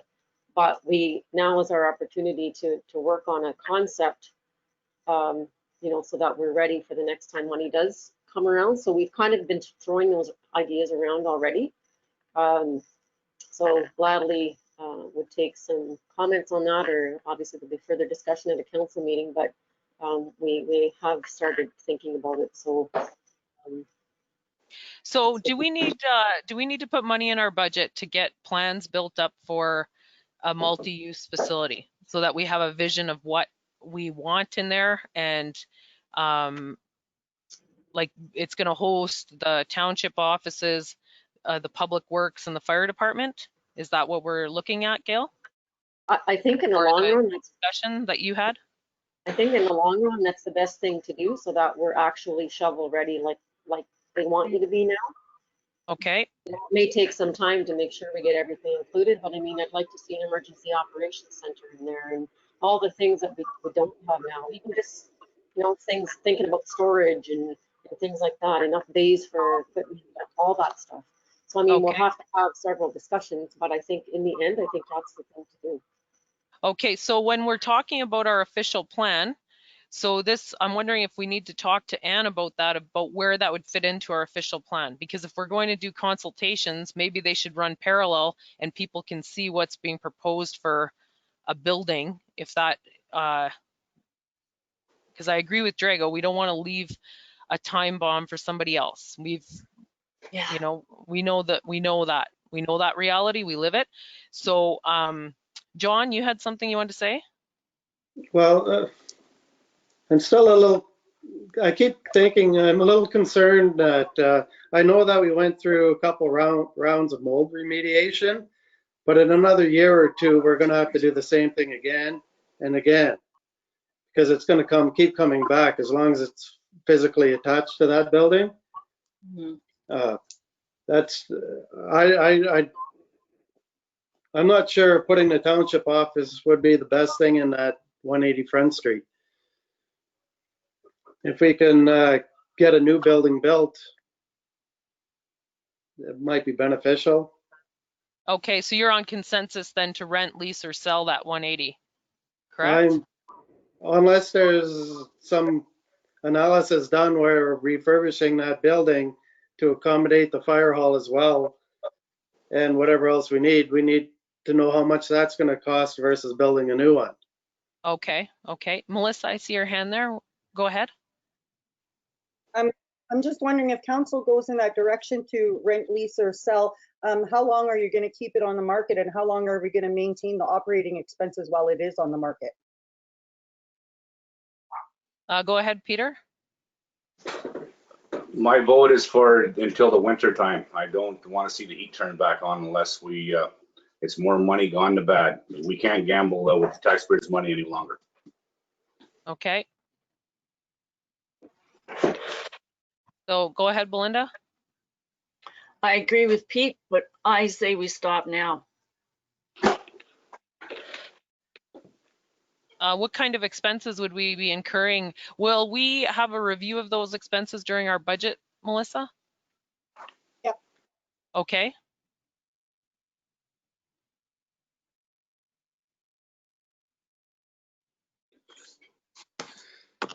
Drago, go ahead. Thank you. Through you, Mayor, to Pete. I agree we should keep it till December. I think if there's anybody hot to trot, I wouldn't want any damage done to the interior building in, say, November, December. I would leave it till December 31st this year and then shut it down. Thank you. Okay, go ahead, Peter. Thank you, Drago. Just to be clear, Madam Mayor, Councillor Stefanik, I said September. Yeah, because we're looking at another $15,000 to $20,000. I was looking at through the summer months, what it would cost to run would be just the hydro to keep the air moving and whatnot with the new air exchange system. But going forward after that, the history dictates if you don't have someone lining up to rent it by September, you're not going to get anybody biting in the winter months. That's just an opinion. That's not a fact. This is what I've seen in the past.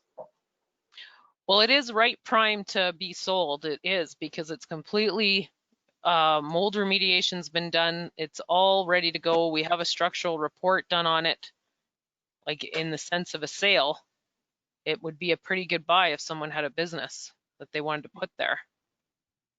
Go ahead, Peter. What would we be at? Like, what would be? What does the group, Gail, Melissa, Stacy? What do you feel that we should be offering it for? That's another thing that you don't want to scare anybody off because of the potential operational cost to run such a building.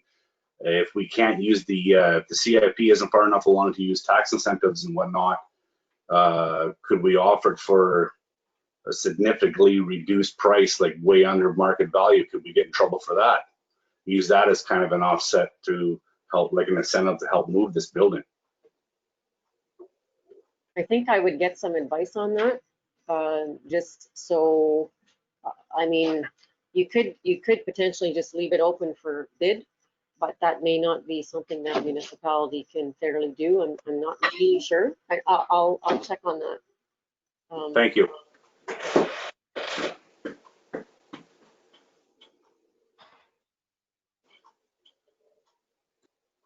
Okay, so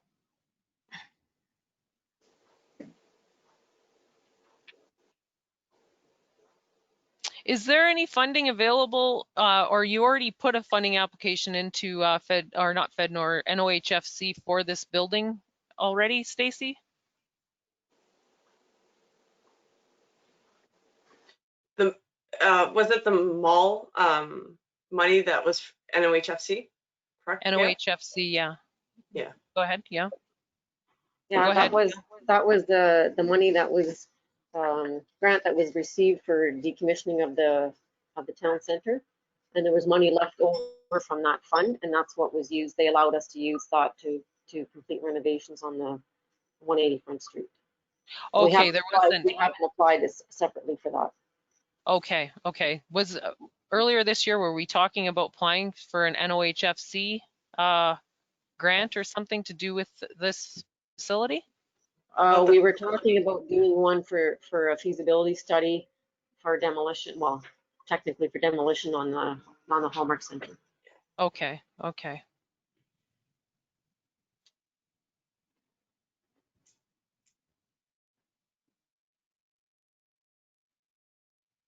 Okay, so just to wrap up our conversation so far is that the 180 Front Street, there's council consensus. It would seem that we want to either rent, sell, or lease this building.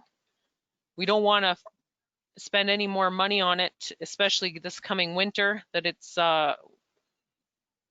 done.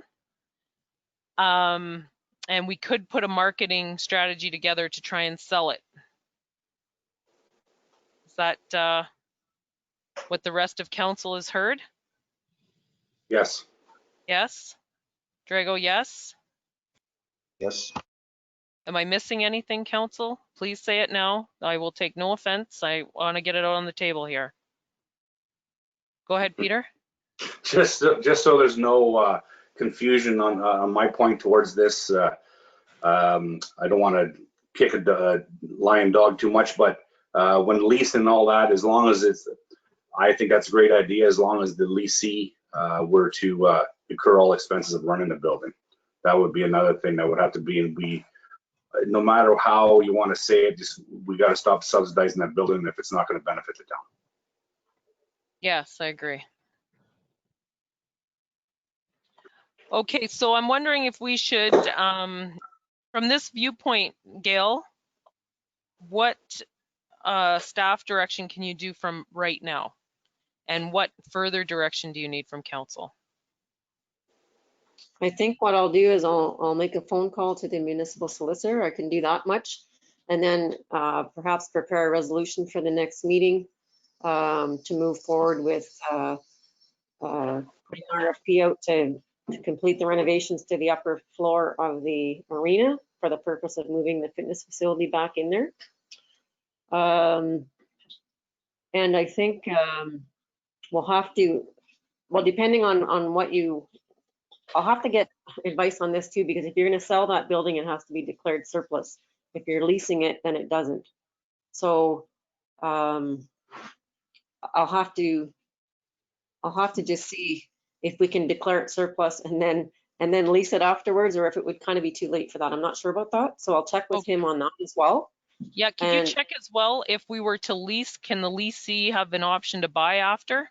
And does that, because the surplus, putting it up for surplus property and all that takes a delay, does it not? I don't really think so. I think it just has to be approved by council resolution. Okay.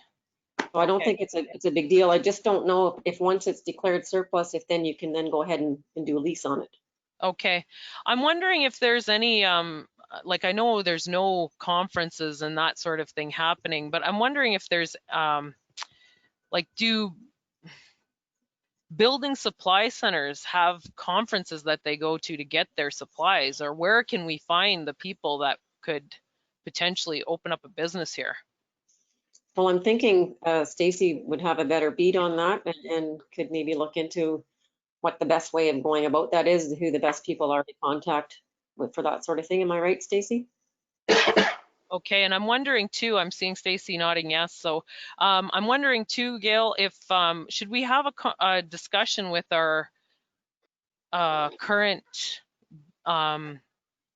building hardware supply center and have a discussion there? Councillor Stefanik, I just seen your hand. Yeah. Were you okay? Yeah, Go ahead. I'm going to comment on that.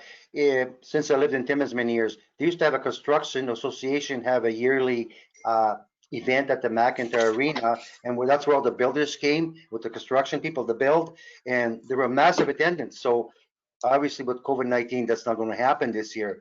But I think most municipalities, excluding the Sioux, they have that, and that's where everybody comes together, builders and builder providers. So something to look at for Stacy, which groups are involved. Thank you. Thank you, Drago. I just feel that when you're looking at attracting business, why I'm thinking of that business is we have documents that support that. We have documents of where we're moving in our community that support we're going to need building supply. So, and the space is a substantial space. If there's a different idea out there, council, that you think we could attract to that building, like, don't hold back. I don't want to get us stuck on one type of business if there's something else out there. Belinda, go ahead. When we've been talking about a training school within Hornpay, maybe this is a good chance to call and see if they need a building to start something here. Yeah, we could have that discussion too. We have some contacts, Gail, with we could have a discussion about that. Okay.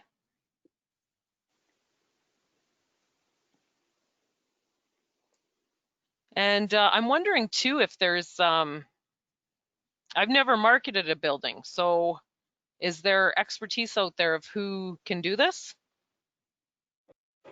Go ahead, Stacy. There's definitely lots of resources. There's commercial property sites through EDCO. I could actually market it through EDCO members to those communities that are part of that.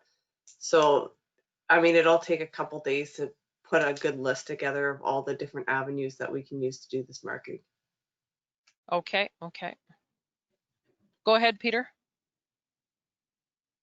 Madam Mayor, just going forward too, because we are trying to be economically responsible, we do have to keep in mind about what it's going to cost the market as well, because I know that could get out of hand real quick. But I mean, I'm sure that we can put together a budget that would be reasonable, accepted by all to go forward. I just don't want, because I don't want to see that going into a $20,000, $30,000 cost as well, going into advertising all over the place.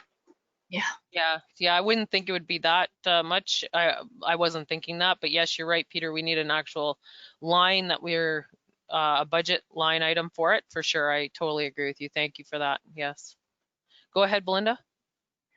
With all the, I'm just going to use the forest industry as an example. We have a lot of contractors that are commuting here. Getting the information out that we do have a billing out to basically the main contractor or industry, that maybe they can pass on the information that we do have a building in town that would be maybe feasible for them. Okay.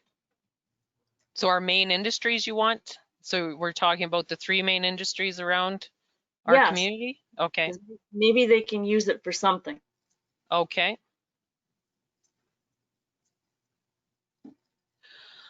Okay. So I think we need to have one further discussion on this because we need to discuss, as John did bring up, at the we have another portion of this building that's we've inherited. So we should, I don't know if we are going to make a plan, and if we're going to mark it, that can be part of the portion. So do we want to put that on a next agenda, or how the following agenda after our next meeting? I'm thinking it's too soon to put it on next week's agenda because the agenda has to be out Friday and we won't have our Yes. information by then. We can try for the 17th, but there's lots going on. We're trying to move a lot of big projects along. So we can try for the 17th, and if not, it would have to be the, I don't have it in front of me, but the July meeting. Okay, well, why don't we, I guess you'll need a resolution for the next meeting, or we could do a resolution, a motion to market the building with a certain price. And can that start before July? If we're only going to start, like, if we're only going to take care of expenses till September, that's a very short window of opportunity to sell it. It just depends. I think it depends on the responses I get with the declaring surplus and whatnot. So I'll have that information. I can give you that information by next Wednesday. I'll have an answer, I'm sure. Okay, verbally. okay, sounds good. And then if we do need a resolution, are we able to do that, or a motion, are we able to do that out of your CAO's report? Yes? Okay, Yes. okay. Okay, so any further comments? This is where I'm seeing us move. I'm seeing that we're going to have a motion come onto the floor about moving the fitness facility back to its original spot, and that space is actually going to be temporary until we get this culture and recreation grant and funding, hopefully. And for the 180 Northern store, and why that was part of this discussion was the fitness facility was always originally we were going to move it down to this Northern store area, but the cost of the Northern store in comparison to the revenues from the fitness facility they do not offset substantially, and council is not in agreement to are not supportive of putting any more taxpayers' dollars into this building. And from here, we're looking at moving forward to try and market this. I'm going to say it in order of sell, rent, lease would be the three. And I say sell, lease, rent, because rent would be, I'm assuming we're using the term rent because that would be a month-to-month rental. Whereas a lease would be more of a long-term. Is that the differentiate, or is that how we're going to differ between lease and rent? Go ahead, Peter. Again, I'm just looking, I always find the negative things, and I apologize for that. No, that's Rent okay. would have to be with a minimum so many months, because we could be stuck paying the same bill again if having huge costs to keep the place heated if the tenant decided to leave, say, at the end of November. Or we could rent it and come up and have it set forward that if it doesn't work out, we're not going to subsidize it. Okay, go ahead, Gail. And I think with the lease agreement, that's where you can work in the payment for property taxes as well. So it's probably a better option to lease. Yeah, I agree. It might give us more mobility, I think, to lease it, eh, Gail? Okay. Okay, and so what are our next steps from here? What can council expect from this point?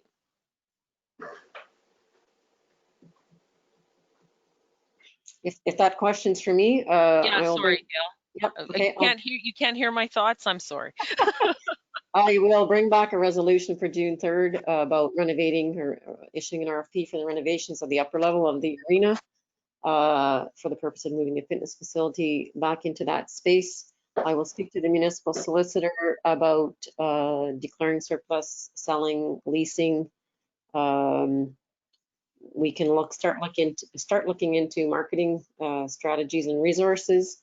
We can speak to, you know, just do informal inquiries about a training center. And what else have I got on here? We can speak to Anne, just in theory about multi-use facility that may come, even if it doesn't come now, it may come later. And think about some target markets. How's that sound? Okay, how does that sound, council? We've got a Excellent, plan Gail, thank moving. you. Okay, and Sounds good. okay, good. I'm thinking too for we can have a discussion about our multi-use facility, so we get a timeline in that. And I think I asked this at our last council meeting. Our recreation main plan, master plan, that's next year. The timeline on that is for next year, Gail?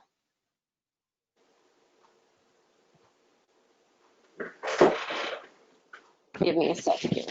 Okay. And why I'm asking that, council, is just so that we fit in the items that we need to do with our planning.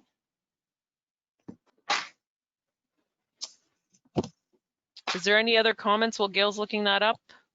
Do you have any further discussion that you want to say about 180 Front Street? Yeah. Yeah, go ahead, John. Yeah, I'm wondering, is the plan still to contact local businesses to see if they can use it? Can somebody make a phone call or something? And For the 3 main industries, you mean?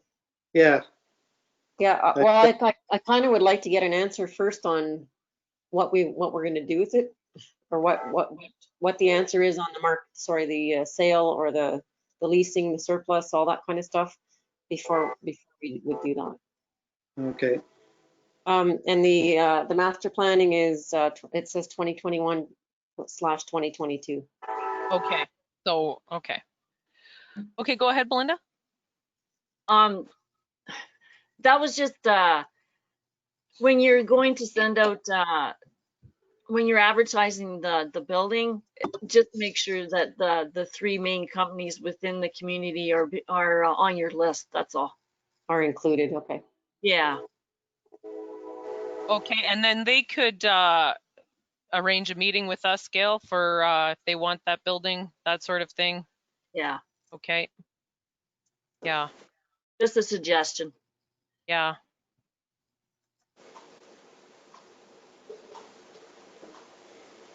And they can pass on the information to their other clients so that, you know, we can use them.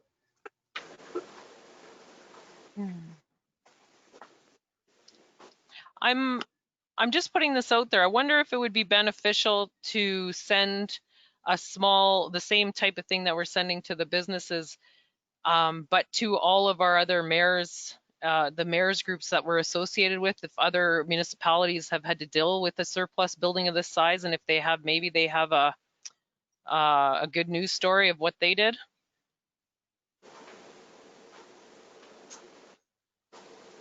What do you think about that, council? I like that. Yeah, I don't see a harm in. Okay. Once you have your package done for the businesses, Gail, I'll just use that and send out a email to them.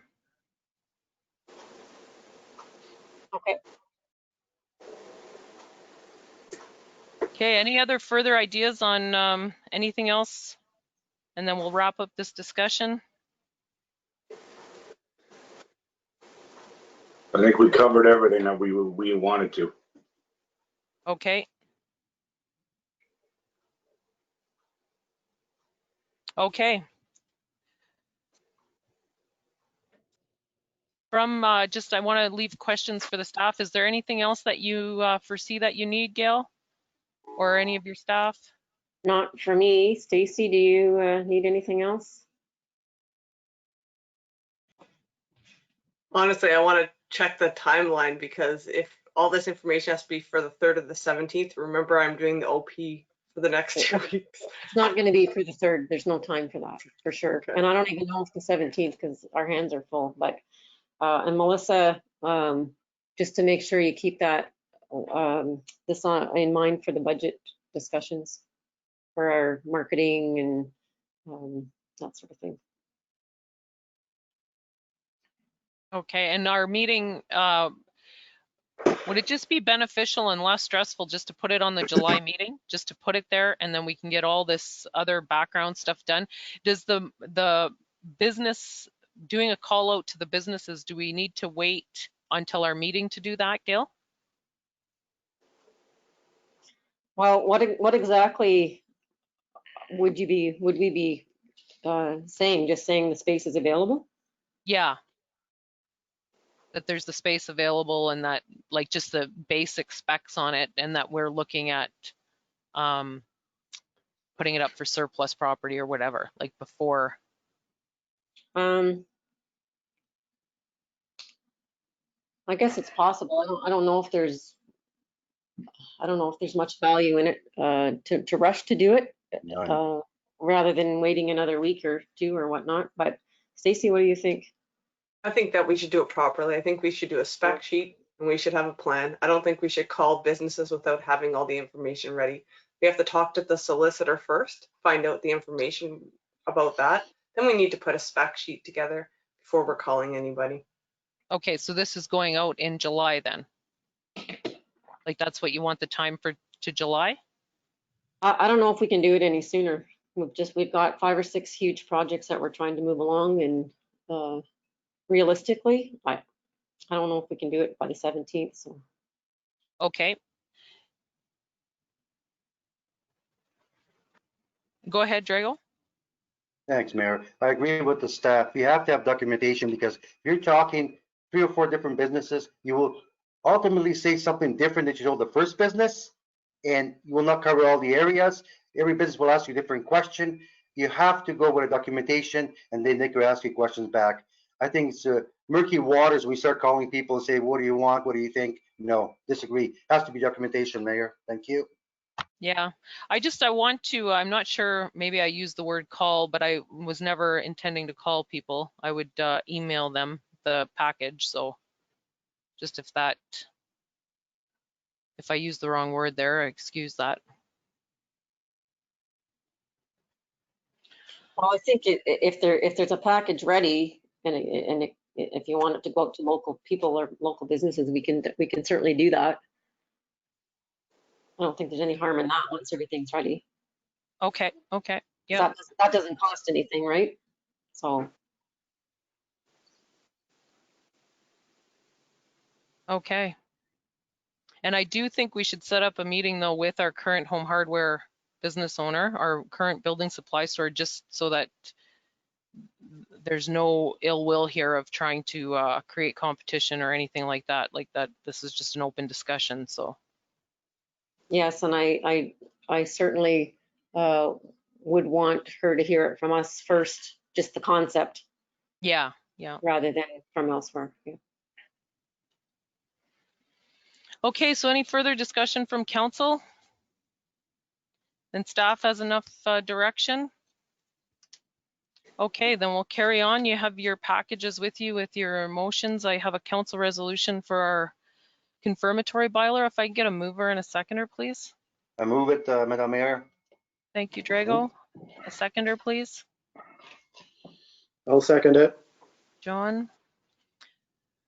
Moved by Drago Stefanik, second by John Peroff. Be it resolved that bylaw number 1794, being a bylaw to confirm the proceedings of council at their special meeting of council held on Wednesday, May 27th, 2020, be hereby read a first and second time and be considered read a third time and finally passed.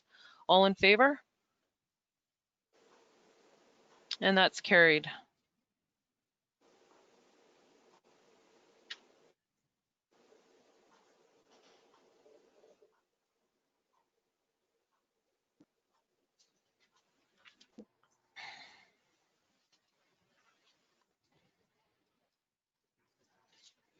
Okay, and if I get a mover and a seconder to adjourn this special meeting of council, please. I'll move it. Peter. Belinda.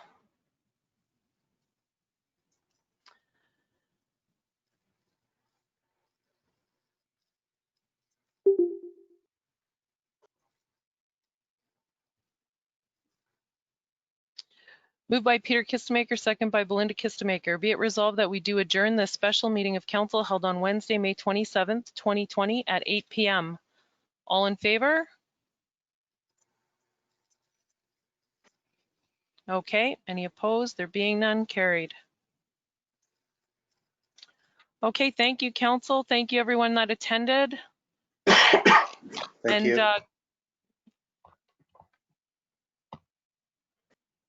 Gail, do you want me to just stay on to figure out how we're getting the documents? I can just swing by. Okay. This conference will now be recorded.